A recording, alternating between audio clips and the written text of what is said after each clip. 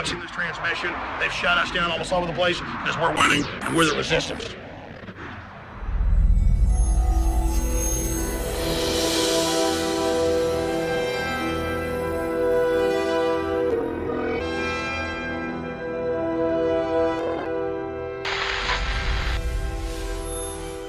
A very credible intelligence source reached out to me and warned of an imminent terrorist attack in the Toronto area in Canada. Subsequently, we know that the Toronto shooting happened. Now that I know that it actually came true, that there was back chatter amongst the intelligence community of an impending terrorist attack in Toronto, which happened, I want to come forward with what this source is claiming is the next imminent terrorist attack, because this one is going to have a much greater role on how free speech and social media continues on in this country.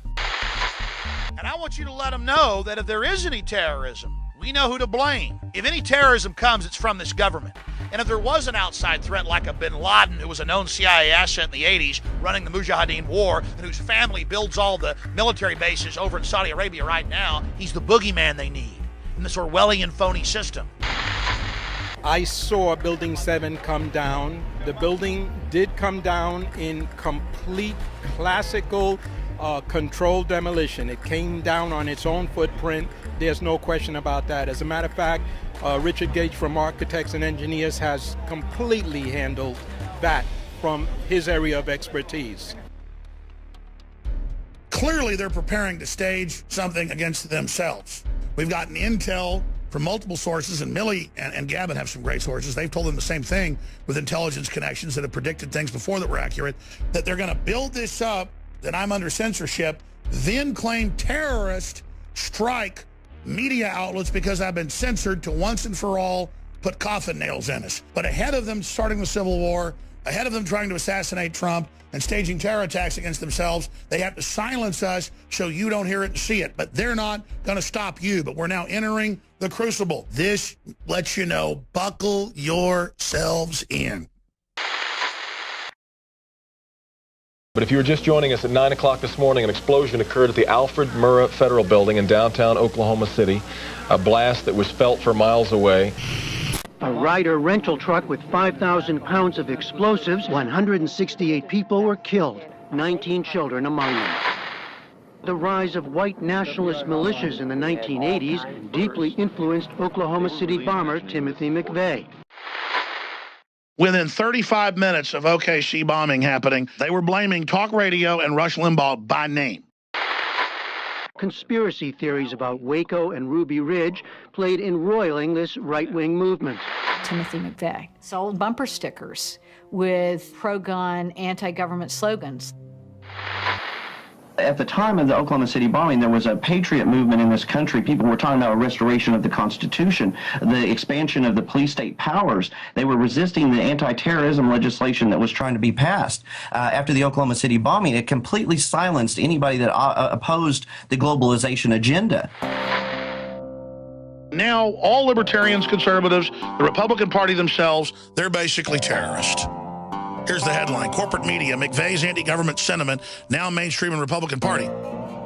Imagine how this would hurt the globalists, because their secret weapon is false flag. It is their go-to zeitgeist. We got to take that weapon away from them.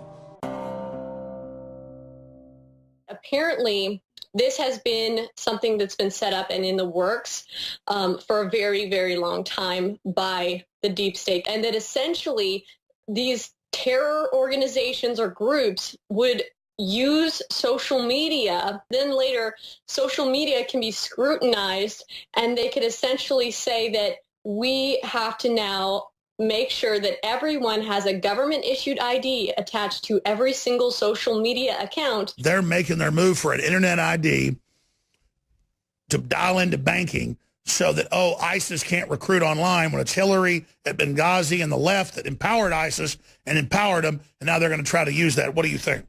There's chatter in the intelligence community that it would be something along the scale of a chemical attack, a biological attack. It's going to be a way to attack Trump, attack free speech on the internet. People like InfoWars Alex Jones would have some bit of finger pointing that the left could try to do and leftist media could try to do. And it would essentially just be to further roll out the next shift, the next phase in their whole social media game, which is take back social media, because it was never designed to be a free speech platform from their perspective. This was always designed to just simply harvest information from the public so that they could better sort out who they're essentially going to control and cull. They keep saying on CNN, MSNBC, Trump's going to cause violent attacks on the media. One of the things that's alarming about this, besides the very real potential that this kind of anger can easily lead to violence, is that instead of taking steps to tamp down the anger, curtail the protesters, even just admonish them, the President of the United States has encouraged them. When all he does is respond back to them and call them liars, and they're running around saying shut down the alternative media, people like me. He's risk-free. He can rant as well as much as he wants without having to back up his claims. And so I've been pointing out that I believe, and Paul Watson has said this, and Mike Adams has said this, and Roger Stone has said this, that they're either going to provocateur some crazy, or they're planting a false flag on themselves or on big tech like Apple or Google or Twitter or something. Well, now I'm sure of it, because I shot a live video last night that they took us off Twitter for, where I said, I don't want any violence. Nobody should be violent. I think they're planting a false flag against big tech or against something like CNN.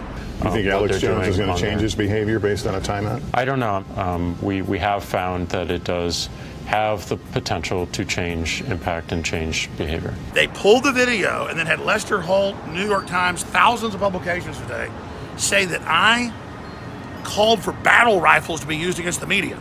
Jones urged his Twitter followers to ready their battle rifles, as he put it, against the media. And then they just show quotes where I talked about if Antifa attacks your house, if you're a congressman or a cop, they've doxed you, you should have your rifle ready at your house to defend yourself.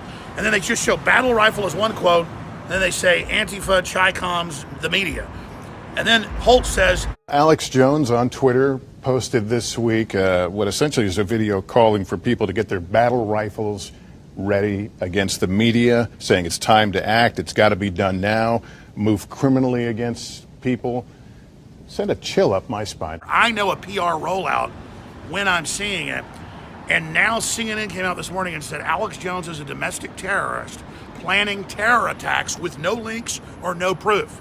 So I'm sure now that this is one of their big October surprises in the next month or two, to stage something or provocateur something and blame it on me. But the fact that they're saying I'm calling for this when I never said it is chilling. Alex Jones and InfoWars do not advocate violence against the media or anyone else. If there is an attack on any media outlet or any reporter, it is not countenanced by us, it is not advocated by us, it is not done by us. It is a false flag with the goal of blaming Alex Jones. We must call Congress, we must call C-SPAN, we must call Talk Radio, we must get the articles out on Infowars.com. That's why they fear us so much, because we're dead on. And number one, they don't want us, once it kicks off, Millie, to be there in live time to analyze it. The FCC has shut down controversial host Alex Jones's Liberty Radio and slapped it with a $15,000 fine, which it won't pay. The FCC chairman appeared before the Senate Commerce Committee. Ajit Pai says Jones's station was taken down because he was violating the law. Normally, our pirate radio enforcement efforts don't make national news, but this one has, because the pirate radio station in question was airing Alex Jones's show. But here's the good news, chumps. You think you're going to assassinate Trump or shut down the independent media and bully a bunch of us into going along with you? How do I preserve tolerance? No. I've gone from being willing to have a fight to wanting one at this point. And only the dumbest morons buy into your SJW globalist George Soros droppings. Stabilize. So to George Emergency Soros, reserve. Hillary Clinton, and the New World Order, and Michael Moore, go back to Hades, where you came from. We're awake, and you're not putting us back in the coma. You got that, Jack? You're done. It's over worldwide. Get him back. Get him back.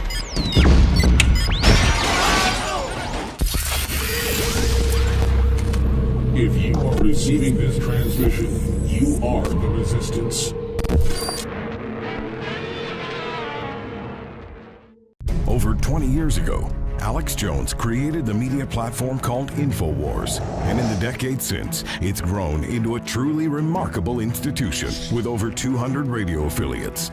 tens of millions of unique website visitors monthly, and a 24/7 live news TV channel broadcasting from state-of-the-art studios in Austin, Texas. InfoWars has become the most trusted independent news source in the country, dedicated to delivering breaking news, live coverage of special events, and exclusive reports you won't find anywhere else.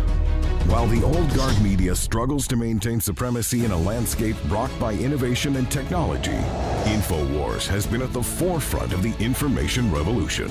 From 8 million radio listeners, over 2 million YouTube subscribers, or the billions of views of our online content, InfoWars proves dominant in every facet of media we enter.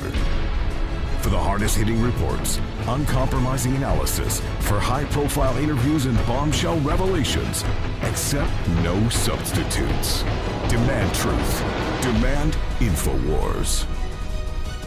InfoWars. Tomorrow's news today.